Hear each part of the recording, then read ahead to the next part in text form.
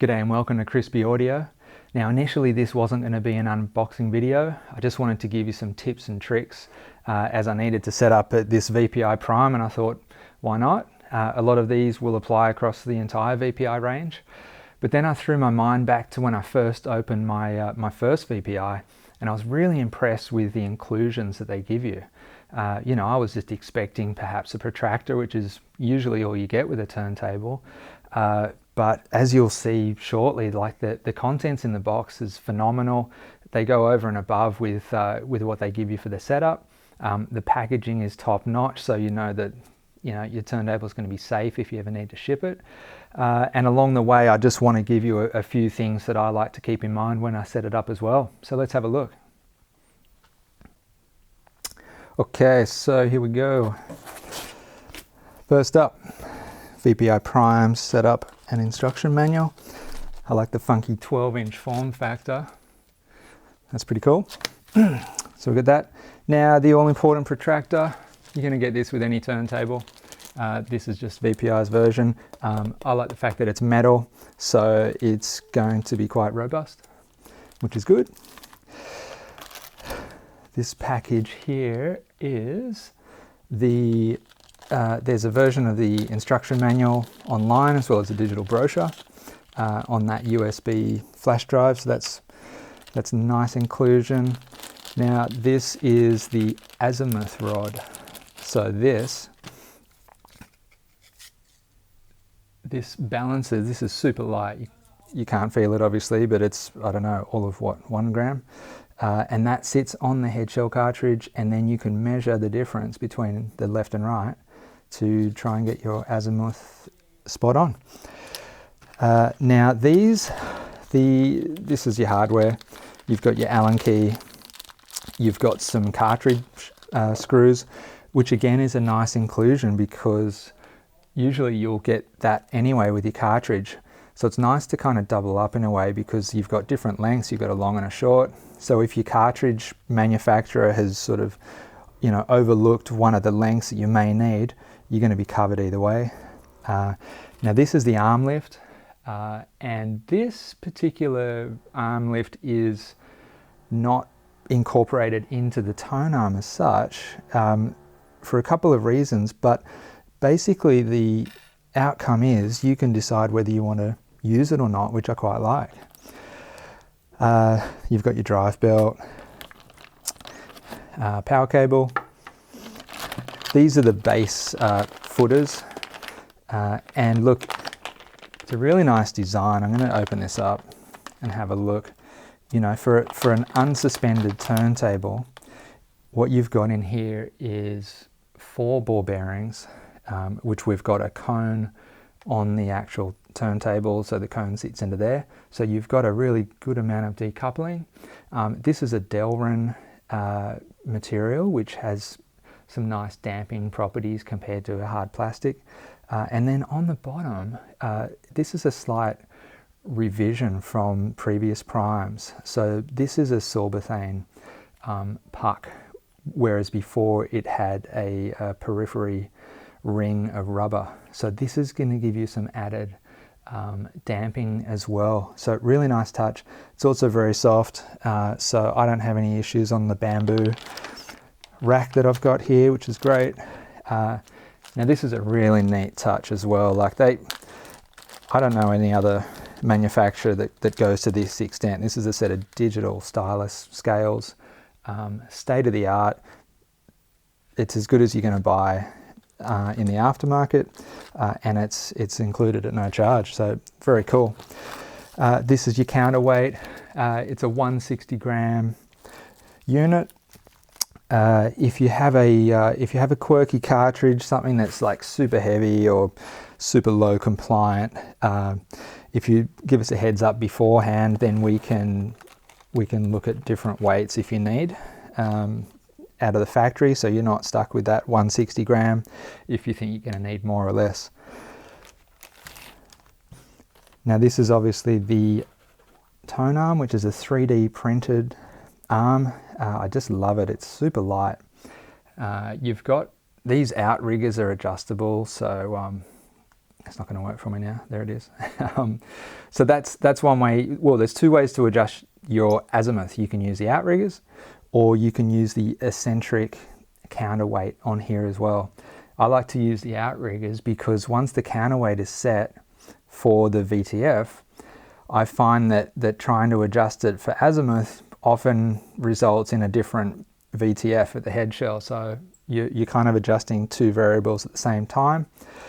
On the older metal arms, that was not as much of an issue because they weren't as lightweight, but the 3D arm is super sensitive to movement of the counterweight. So I like to set that for VTF and leave it, and then I'll use the outriggers for the azimuth adjustment. This is the anti-skate mechanism, well, the arm side of it anyway, which has again got a Delrin section to hold the fishing wire, and then that hooks onto the azimuth to the anti-skate mechanism itself. If you're not using anti-skate, then I suggest that you undo this grub screw and take that off, because this is just going to get in the way and it's superfluous to the operation. So that's your arm.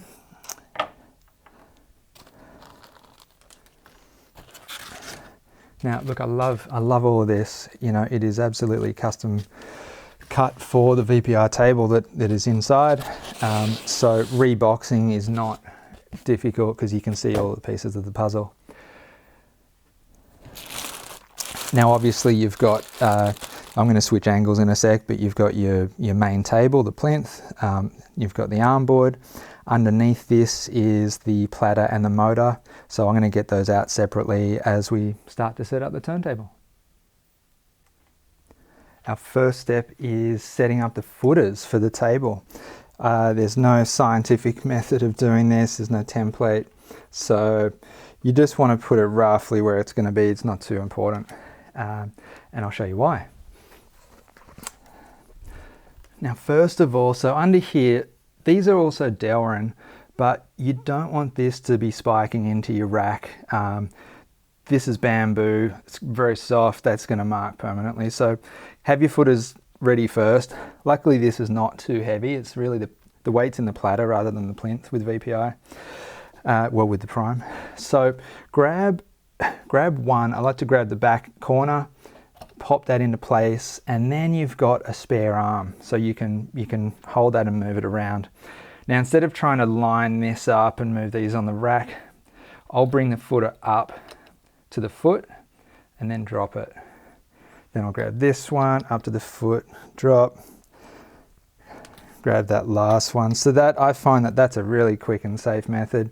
Then you want to get this lined up before you do anything else, because once you start adding that platter, which is quite heavy, and the arm, and then doing your setup, you don't want to be mucking around with the positioning of this. So get that nice and square with your rack. You also want to do the leveling at this stage. You don't need to, I mean, it's more about getting the platter level, but it's not bad practice to level the plinth at this stage. These footers unscrew, so you can do an adjustment there. I'm not going to do it now, but it's worth doing at this point. Doing it again when the platter's on, and you also want to make sure that you level the motor as well, which is often overlooked. Now the next step is the platter itself. So this is just a bit of a protection cap. It's pre-lubricated in there, which is handy, we don't have to worry. And now this is our platter. So I'm just going to open that up. Again, it's quite heavy for the Prime, so just be aware of that. Now I'm going to show you the underside of the platter. It's got a piece of tape there. Take that off. Again, there's some lubricant in there. You just want to make sure that this is all nice and clean before you put it on. And then invert that. Now just lower your head to plinth height, because the last thing you want to do is push anything onto that bearing other than getting it in place. So take the weight as it comes down, pop it on, and then I just give it a bit of a spin just so that it settles down. This is the included VPI mat. It's not designed to be a platter mat. It's really dust protection for me and keeping that clean. And so I run it without a mat when I'm playing, and I just pop that on to keep the dust off. Now again, you've got a little rubber protector on that. Because this is a uni-pivot design, you've got a fairly sharp spike there, so you don't want to take yourself out with that. Now grab the arm and look ever so gently, just let that settle into position, and grab the arm lock, pop that down. This has got another protective cap on it, and then the red dot just aligns to the red dot facing forward. Snap it into place, arm is installed. Your counterweight undoes with a thumb screw.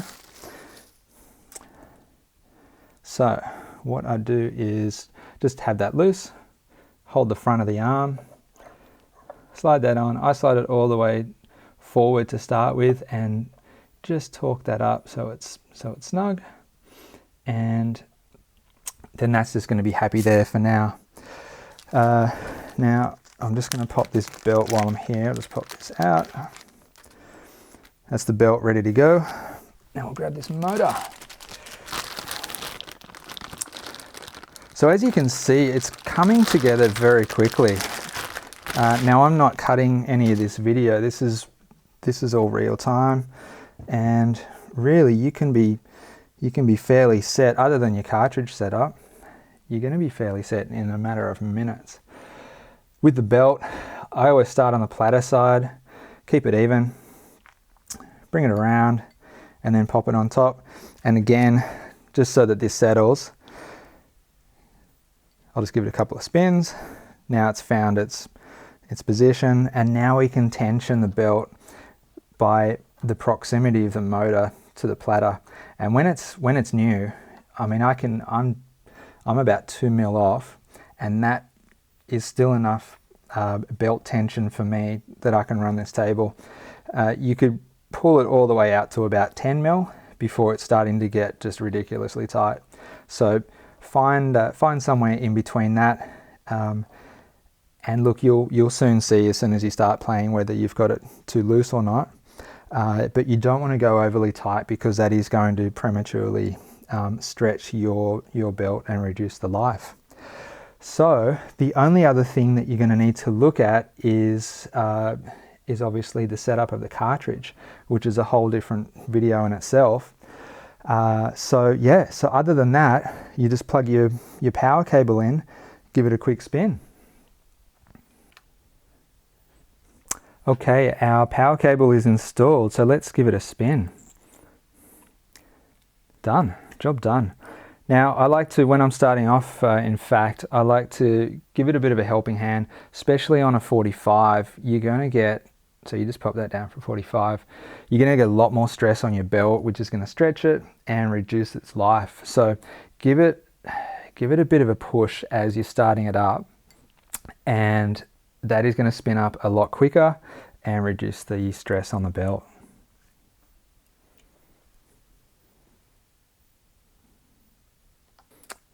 I hope you've enjoyed this video. A quick reminder to make sure that you've leveled your turntable. So you want to make sure that you've got your spirit level right where your stylus would be touching down on the record, and get that nice and level. Your motor should be level. If your rack's nice and flat, you shouldn't have to make any adjustments, but do check that if you've got an external motor on your turntable.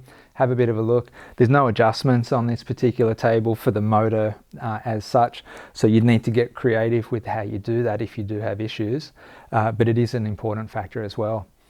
Please subscribe for more audio tips from Crispy Audio.